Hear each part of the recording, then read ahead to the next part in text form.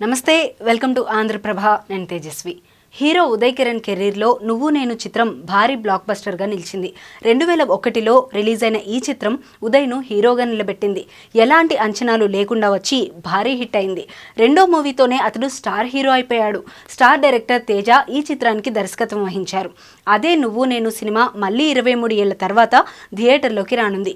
ఈ సినిమా re release date ఖరారైంది. ఎమోషనల్ లవ్ డ్రామాగా దర్శకుడు తేజ తెరకెక్కించిన నువ్వు నేను సినిమా యూత్ను బాగా ఆకట్టుకుంది. ఈ సినిమాలో హీరో ఉదయ్ కిరణ్ యాక్టింగ్ అందరినీ మెప్పించింది. ఈ చిత్రంలో అనిత హీరోయిన్గా నటించారు. కాలేజీలో ధనవంతుడైన అబ్బాయి, మధ్యతరగతి అమ్మాయి ప్రేమించుకోవడం, పెద్దలు అంగీకరించకపోవడం, అందరినీ ఎదిరించి కష్టాలను దాటుకుని వారిద్దరూ పెళ్లి చేసుకోవడం చుట్టూ నువ్వు నేను మూవీ ఉంటుంది. ఈ చిత్రంలో లవ్ స్టోరీ, కామెడీ, ఎమోషన్స్, పాటలు ఇలా అన్ని అంశాలు ప్రేక్షకులతో శభాష్ అనిపించుకున్నాయి. నువ్వు నేను సినిమా 2001 ఆగస్టు 10వ తేదీన రిలీజ్ అయింది. అప్పట్లో ఎలాంటి అంచనాలు లేకుండా వచ్చింది. అయితే ఓపెనింగ్స్ పెద్దగా రాకపోయినా ఆ తర్వాత పాజిటివ్ మౌత్ టాక్తో ఈ చిత్రం సత్తా చాటింది. భారీగా కలెక్షన్లను సాధించి బ్లాక్ బస్టర్ అయింది. ఆనంది ఆర్ట్స్ క్రియేషన్స్ పతాకంపై పి కిరణ్ ఈ చిత్రాన్ని నిర్మించారు. ఇక నువ్వు నేను చిత్రానికి ఆర్పి పట్నాయక్ అందించిన సంగీతం కూడా అతిపెద్ద బలంగా నిలిచింది.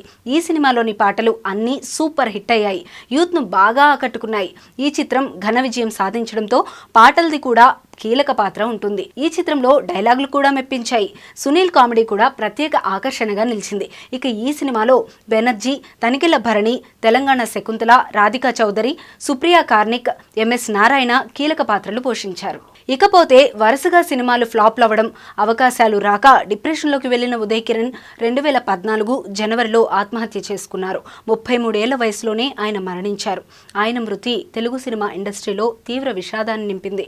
ప్రస్తుతం తెలుగులో రీ రిలీజ్ ట్రెండ్ నడుస్తోంది. ఒకప్పుడు కల్ట్ క్లాసిక్గా నిలిచిన నువ్వు నేను మూవీ ఏకంగా 23 ఏళ్ల తర్వాత మళ్లీ థియేటర్లలోకి వస్తుండటంతో మంచి రెస్పాన్స్ వచ్చే అవకాశం అధికంగా ఉంది.